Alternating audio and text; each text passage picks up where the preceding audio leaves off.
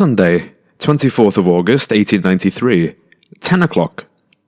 Miss Charlotte, she came to me again today, though there seemed to be something on her mind, so I insisted that we instead talk rather than ignore our feelings behind instruments and music. She told me that she would prefer having a cup of tea before opening up her mouth, and so I readied her a glass without any hesitation. So, now you know I have an older brother. Charlotte began. You are also aware that I lost my mare at a young age. Well, I had an older sister as well. The Dunkelheights used to be a family of 5. Had? They both threw themselves off a bridge, exactly a year apart.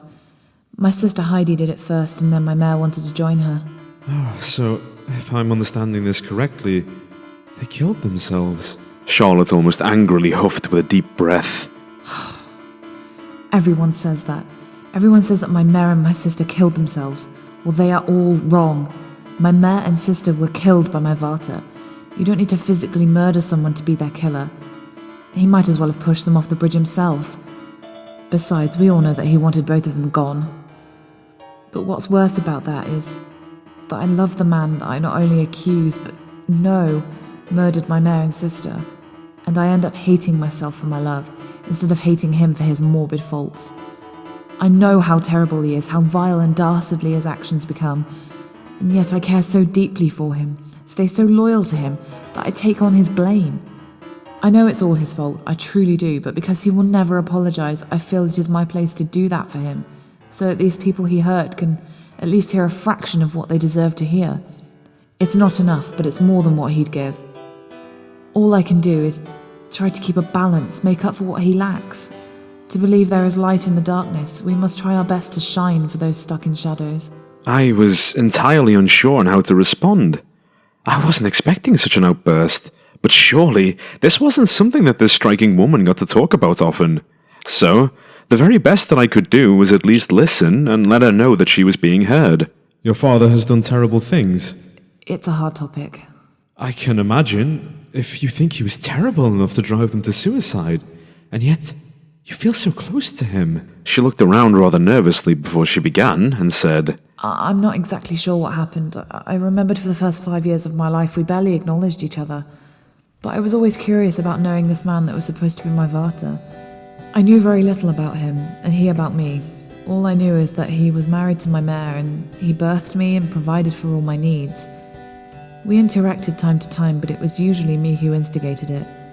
But then, one day, a little before my big sister dies, my Vater seems to take notice of my existence, and I decided that I should attempt opening up to him, especially since my mare became distant from us and the world after the death.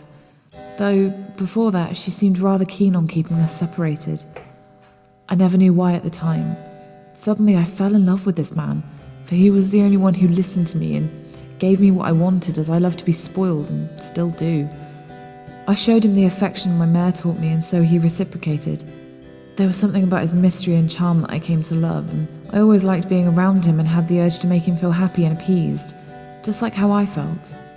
I began to realise what he did to people, but I became so enraptured with him and how he treated me, I couldn't imagine a life outside of it, nor did I wish for one. She sighed and placed her face in her palms. It's wrong. I know. It's rather... and I hope you pardon my language for this, but it is rather fucked. She nearly chuckled her last word and then nervously bit her lip. I do truly love my Vater, and I'm still trying to figure out if there is anything truly good in him that deserves that love. But I feel it whether or not I want to, so I act upon it. Besides, I'm quite comfortable in my position in his house. I'm content as his secretary. It's an occupation that I've gladly accepted and will continue. Are you trying to convince me or yourself with this? I'm not trying to convince anyone, it's simply the truth. I'm always told that I should be a performer, but why should I?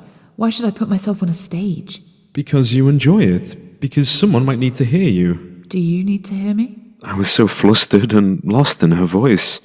My lip quivered and my hands trembled. My voice was so faint, but I just barely heard from my lips. Yes.